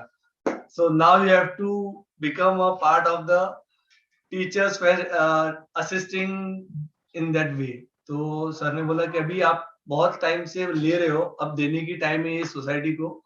Now you have to do that work. So he told कि अभी क्या कर रहा है, साइन में आ जा वेडनेसडे को. बोला सर मेरी लैंग्वेज इतनी पुअर है इंग्लिश में कि आई कांट, कुछ भी नहीं समझा सकूंगा. तो क्या तुझे क्या जमता है? बोले सर गुजराती आती है, डायमंड मार्केट में रहा हूँ, इसके लिए गुजराती इजीली. तो गुजराती में क्लास लेना किसने मना किया है? So in that way, Jawahar sir pushed me into that, and in that science center, major people were of Gujarati language. So that was a boost for me. And even in our lower Parel center, many of students also tell me कि भाई Birju sir की language थोड़ी bouncer जाती है, तो थोड़ा पीछे से कभी-कभी पीछे से समझा रहा. So it happens, but the language barriers have gone. Even my English was the poorest, but the link between the subject and the teachings of our teacher made us to understand both the things very clear. There is a complete reflection as a mirror of Jainism and the what practice what we are doing. It's the practical thing what we are practicing over here. Means करनी और कथनी में जो फर्क है, here it is a completely open thing for everybody. यहाँ पर जो हो रहा है वही दिख रहा है. So in Jainism also what we have to say कि हम जो बोलते हैं कि मन वचन और काया से जो हम कर रहे हैं, तो वो भी यहाँ पे भी reflect same होना चाहिए. तो it is that same thing we are doing in the class, and it has to be implemented in our daily life. So for example, now I am sitting in my office also. I have always remembered Jawar sir, do not take the backrest and sit at the back. So you have to sit tall in it. So it gives me the impression, even if I have to do my daily work also, whether it's the office work or या घर पे हो या even मंदिर में भी जाते हो, even if you have to do the dhyan or whatever is the thing which we do in Jainism also, if posture is perfect, then you can continue with that. One of our sadhu has given me this clue just recently. Okay, you just give 1.5 hour or 1 hour or 2 hour, whatever is there to the body will support you for next 23 hours. So that quote I have taken it, and Jainism is directly relating to it's a part of that thing. So I can't argue or distinguish also. Okay, where is the difference in this or that? It's both one to one. I have often talked with Birju sir के Jainism में ये बोला गया है, तो ये जो हम योगा में बोल रहे हैं ये सूत्र इसके साथ क्या रिलेशन लिंक है? So he always explained me कि भाई नहीं, this is the same thing said in a different language, but the meaning and the earth are same. So I think just getting the language different does not make a difference, but if your understanding to the subject becomes deeper, you get to the link and you touch the things, and when it touches you, you go deeper and more you feel like you are getting opened up from inside. So just the last week example what Birju sir gave of the magnet and the nails, it's like low chamak. Everything you get closer to them. It's like that. So Jainism is exactly a reflective thing for me in that manner. Yeah. Unmute yourself, ma'am. As Guruji has always said, discipline comes from within. Yeah. And that's what has been said by all of you. Anil, we come to you next.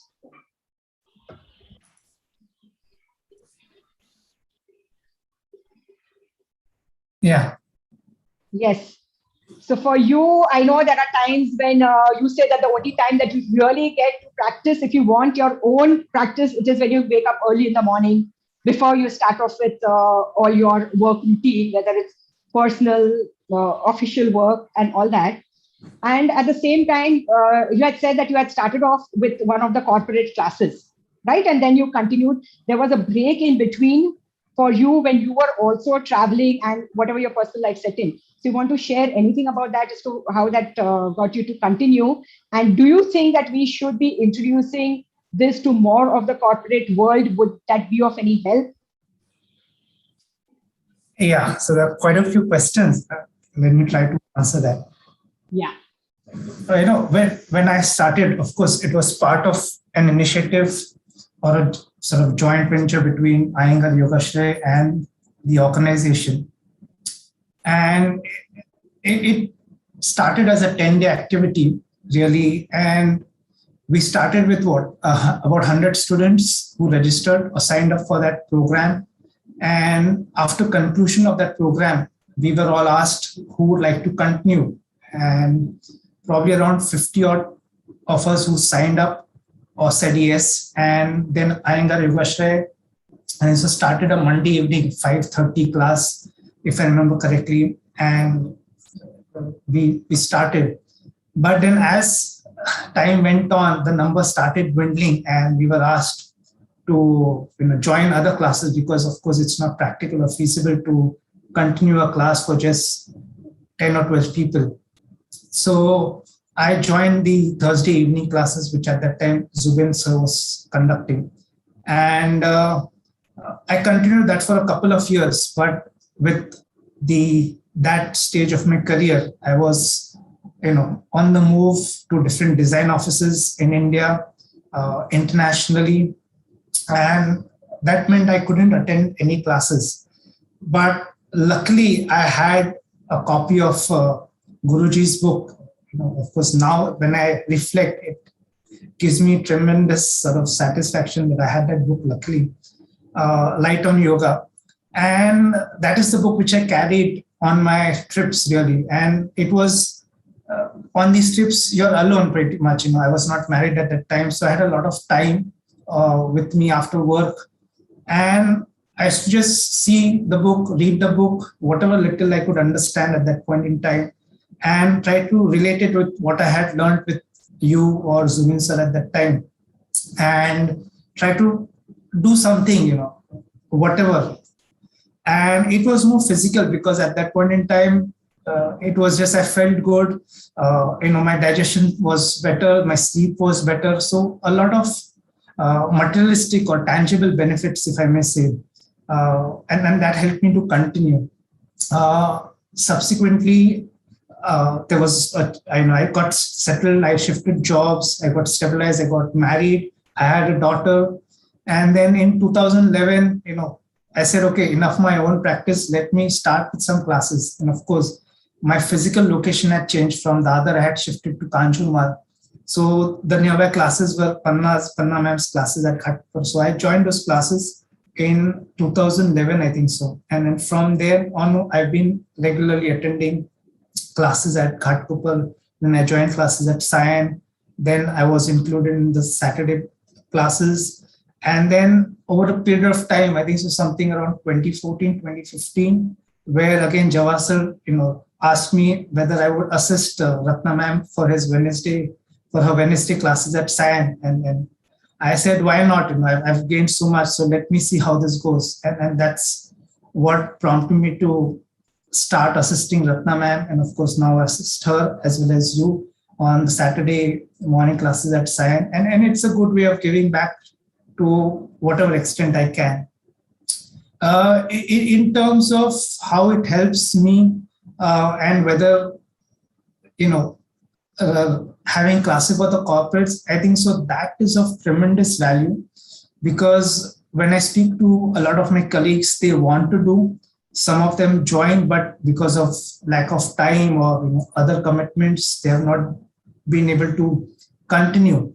But there are a lot of benefits in each and every aspect, whether it's the way we do classes, being process oriented, being technology oriented, as Ketan mentioned, a lot of tangible benefits that are there, a lot of intangibles as your practice develops. There are a lot of intangibles which cannot be measured, of course. data analytics would help you to measure in all those. So I think so personally, it would be immense value to organizations, because a lot of organizations, irrespective of which field they are, they would, have better teams, have better managers, have better leaders, just by virtue of having this practice, the way we practice in Iyengar yoga.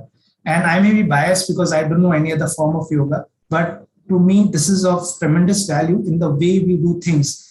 Of course, without knowing how things are, you start and you just follow the system which your teachers guide you through it, and you reach to a very mature stage, which will enable you to perform better in whatever you are doing. So definitely we should be doing something with organizations or with institutions. Thanks. Thank you. Okay, just interruption. All those who are on YouTube, people from YouTube can ask questions.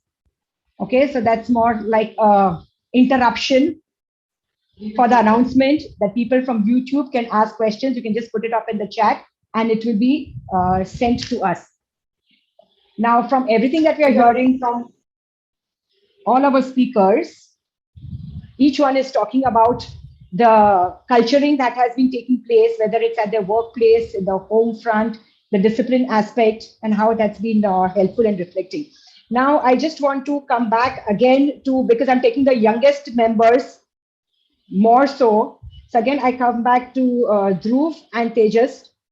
Then I won't be pestering you all too much, but I want you to answer this, that do you recommend youngsters to take up yoga as a professional, or prefer becoming professionals to take to yoga? So I'll focus on the second part, because in terms of what an individual wants to sort of do as a profession is a very personal choice, and I don't want to comment on that. But my strong view is that having a separate profession helps in your understanding of the practice. So I think Kalpesh Uncle, for example, mentioned his understanding of Jainism and how that's fed into the practice of yoga and vice versa. And sure, in profession is not the same as a religious practice, but at the same time, most of us do spend 8 hours every single day of our life in our profession. So obviously we are well versed with concepts, ideas, people from that profession. And so when you are in that profession and you're able to assimilate those ideas and transpose them onto the subject of yoga, I think there's a lot to sort of understand. Secondly, my personal view is that, when I'm in class and sort of you anticipate that the teacher is going to say, these things, and in your mind, you have a vague, cloudy idea of what these concepts mean. And they have a very specific meaning in the yoga, in the yogic world.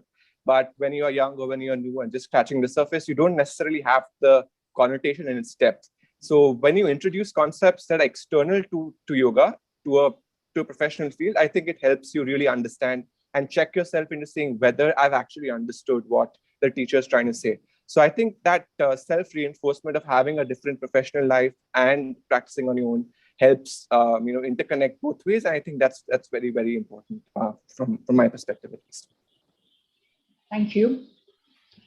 I think now, could you just repeat the question? I think I'm misunderstood. Yeah. So the question was, I'll just come back. Do you recommend youngsters to take up yoga as a professional? Okay. Or prefer becoming professionals to take up yoga? Oh, I would just recommend youngsters to do yoga for their own life. Like, forget about being obviously, as you grow older, when you're a kid, just do things you love and sort of like give your best and try to genuinely understand them. But don't think that, obviously you can have dreams, but with anything you do, any aspect, any profession, anything, you have to surrender yourself and just, put your head down, go through the grind and sort of like give yourself and give your best. So my recommendation would be, give your best to yoga, do it for your own life, irrespective of whether you make it a profession or not. Like, you should be looking to ideally do it every day. And anytime you feel uninspired to do yoga, just think of Guruji, pick up any story in your head of Guruji and you'll be inspired to do enough yoga that day. And so the idea is, do yoga for yourself. It will help in anything that you choose. Anything. It could be an interpersonal relationship with someone. It could be school, college, learning, every aspect of, like, I mean, it's a cliche to say that yoga, is life and it helps, but it actually does. And you'd be surprised to know how everything is so interconnected that there are times when I think of stories and films and something that the teacher has said in class, and I connect it there and I say, shit, that is how I want to connect it. And it's mind-blowing how anything you pick in life, yoga can help you doing that. So just do yoga to be a better person, I guess. That's the Yeah, it's each one's opinion, but I thoroughly agree in that sense, because even Guruji always used to say that focus on the task and not the result. And at the same time, it was Guruji, even if I say it on the lighter note, that moment you do yoga, you will be good in whatever you are doing. So if you are a thief, you can be a better thief. It depends whatever you're getting, how you are going to use it. And yoga is all to do with integration, interconnections, intercommunication. So what you rightly put, it's true. The reason I ask this question is because there are many times now that's happening, and especially in many of the youngsters, even before they've attended classes. I'm not talking about all of you who've been coming for the past 15, 18 years. You're not even completed, say, you're 30 years of age, and already half your life you have been practicing and doing it. But there are many who are coming and feel that, no, if we are learning, like they come to the class, they do well, kind of, and whatever they are getting, the benefits of it. And then suddenly that's the time they feel it could be because what I will say is, when you are coming to the class, or when you're family with it, or friends, or whoever it is into the yoga community, the way they speak to you, the way they groom you is very different from an person who's not a practitioner of yoga. Like I'm seeing those places, sometimes comparisons come in. And sometimes what happens is the family, because the child is doing so well, they feel, you are ready. Why don't you go and teach? Why don't you go and ask your teacher? Abhi sikhana chalu karo, don't worry about the things. You can earn so much. So the whole attitude changes as compared to what you all said is this yoga, do it for yourself.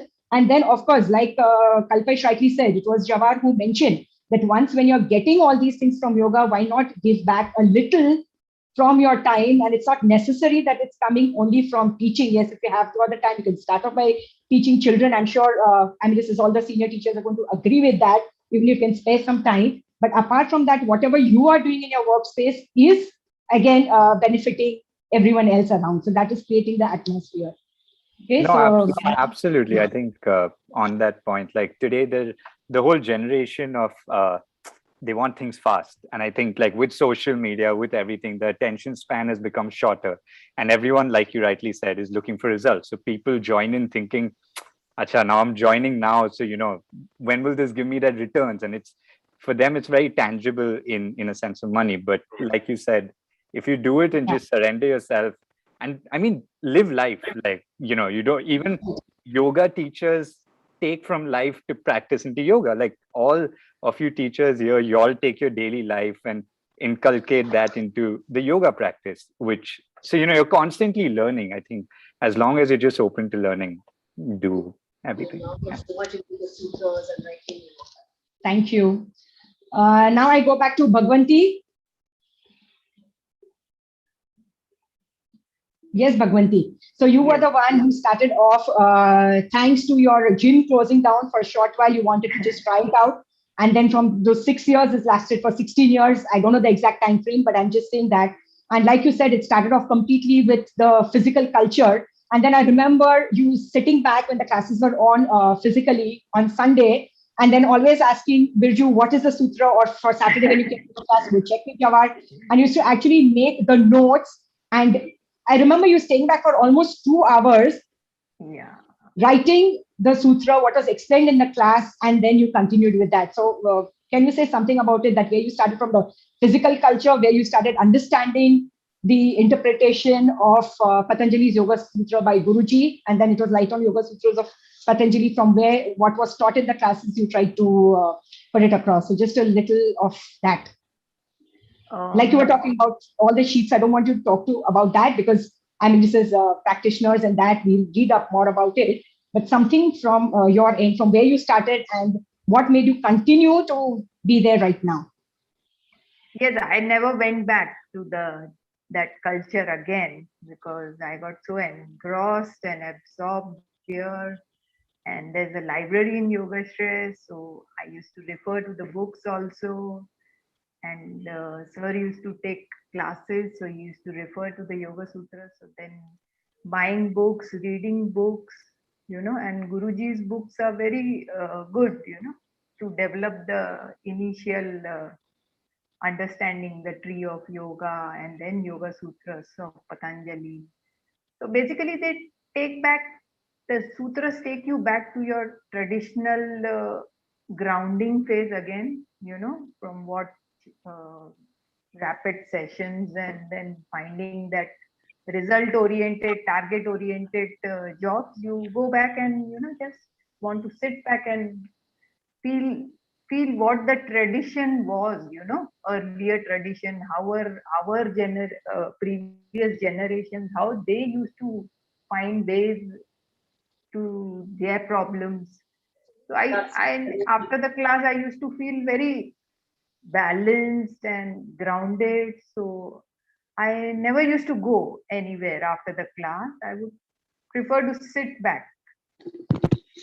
Hello. Yeah, I would prefer to sit in the center and again reflect on what sir was saying, trying to understand, because during the session so many things happen in the class. So after the class is immediately, I sit back and then understand, refer to some books and make my own notes, which used to help me, for the practice. Okay. And that growth was gradual. So coming to terms with yoga, coming to terms with the tradition. One day, sir in the class announced it is Hanuman Jayanti and there's a function in Pune. So Kalpesh and his father were there in the class also. Kalpesh came to me and said, we all are going to Pune. So then, I also got an opportunity to see the Mother Institute, and I feel that's the first time when I went to Pune. I saw Guruji, and he was conducting the entire program from the start to the end. He was talking and leading the entire session. He was speaking sutras so fluently, and it was like, yeah, so true. Because I mean to say, is everyone, of course, were fortunate enough to be with Guruji. That's completely aside. But even the ones who did not directly learn under him, but had the opportunity, even going to the institute, not that also opening any of his books. So whether you're talking about Tree of Yoga or Light on Life or Light on Yoga Sutras, I remember the Tree of Yoga. Initially, you open any page, whatever you want. There's so much of things in there. So any of those, I thoroughly agree. That's a complete inspiration, I think, for everyone and all of us. There has been a question which has come up from the audience, and the way Siddharth sir along with Raki conduct the children's class is really engaging for kids. How did you come up with this method of teaching for children, and what is the philosophy? Okay, how the method of teaching the children, none of us came up with that method. It was Guruji himself. And what I mean by that is when Guruji was coming to Bombay, and at that point of time, we didn't have anything like children's classes. And many of us who started as children, anyone kind of after you've completed your age of 7, 8, and because I was very, very fortunate, since the whole family was into it, that kind of I just went there as a baby. And then when I was ready, as in not ready to learn anything, but crossed my age of 7 years or 8, 10 years, that was the time that I could be there in the class. So that's what I mean by that. There was no separate class for children. But what was observed when Guruji was teaching is, moment it's a child who is there, he will just kind of encourage them, get them to do, and it was completely in a fun way. So it literally come down to the level of the child, the language that the child understood, his mannerisms, his laughter, like those were the things. And I remember there were certain clues which were given later by Gitaji and Guruji saying that whenever you are teaching children, you cannot inculcate the philosophy of yoga to them or tell them what it is, even not how it helps, because nowadays immediately the things come up is, okay, you're doing this, how will it help them? When the parents would start up, how would it help them? What is the effect? What is that? There was no question of giving any effects. You just do it.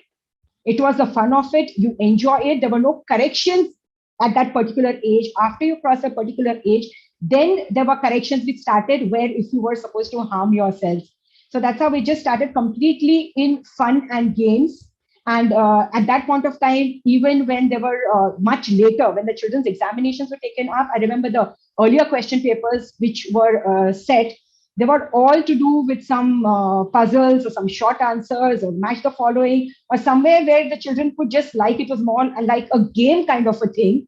And then as they grew to the fifth level of examinations, after the third level, fourth, fifth, that is where the seriousness of it came in, because you also started growing up, maturing, and then the other things were put into it. So that's why when it's just to do with children, it's not that this is the way to do it. There are thousands of ways as we see things differently, perspectives, because, and the main thing is, of course, the demonstrations, which I think attracted the children, or even when they themselves started working for the demonstration, because you're always, I won't use the word pushing in that sense, but you are always going beyond the restraints of your mind and the body. You're crossing that barrier and you become much more broad. So I think the more one started doing that, that is how it started to help as far as the children are concerned. So I don't know, is that answering the question, whoever has asked? And then the philosophy part was taken into it. So first, only through your actions, through your practice, there are many things that started to happen, and then the realization started to take place. And when you're ready to understand, then the language of, and even in our examinations, we have got a few of the sutras.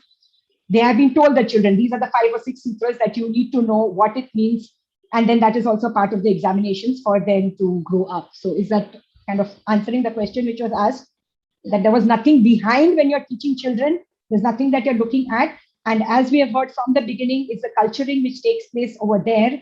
And after you have done it as you're part of it, when you grow up and when you're asking all these children and the others who are not there with us right now in the panel will have the same thing to share. If you ask them, they don't know how yoga has helped.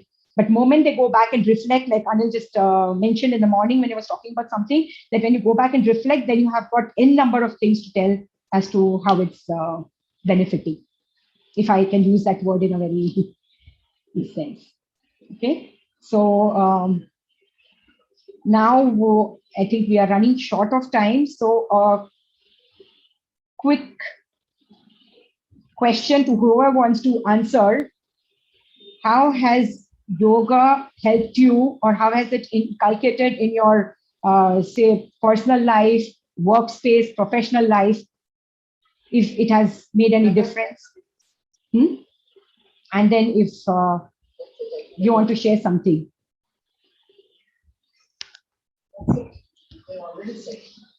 I think, yeah, most of you have even answered that indirectly in whatever you have said, so I don't need to ask again. So the audience questions, that's it.